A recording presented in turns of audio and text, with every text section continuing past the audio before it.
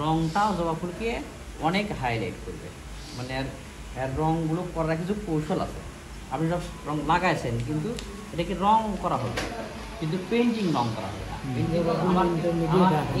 আমার এটা এদিকে ভালো আছে, এই রংটা এদিকে ঘুরে যাবে। আমি দেখাবো এখন, আর রংটা দেখাবো। এভাবে হাত ঘুরবে, এভাবে হাত ঘুরতে ঘুরতে এখানে এর আগে জবা ফুলের এর আগে আমাকে আর একটা কিছু হোয়াইট অ্যাপ্লাই করতে হবে। হোয়াইট মানে সাদা অ্যাপ্লাই করার পরে এই যে টান হয়ে থাকবে, এই টানটা এই রং লাল দেওয়ার পরে সাদা দিয়ে কোনো কাজ হবে না, আমার সাদাটা আগে দিতে হবে।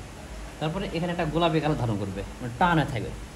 ওটা তখন মনে হবে যে ফুলটা সত্যি ফুটে গেছে। আমি ওটা দেখাবো। এটা কি সব রং করার ক্ষেত্রে কি ওই সাদা ইয়েটা ব্যবহার করতে হয়? কিছু ফুল যে ফুলটা এই আকার ধারণ করে, তবে অনেকগুলো ফুলই এরকম এই সাদা টোন দিয়ে সাদা বা বিভিন্ন কালার দিয়ে অ্যাপ্লাই করা যেতে পারে, সুন্দর লাগে। আচ্ছা, তারপরে দেখি স্যার আমি নতুন আছি। আপনি নতুন আসছেন, আপনি নতুন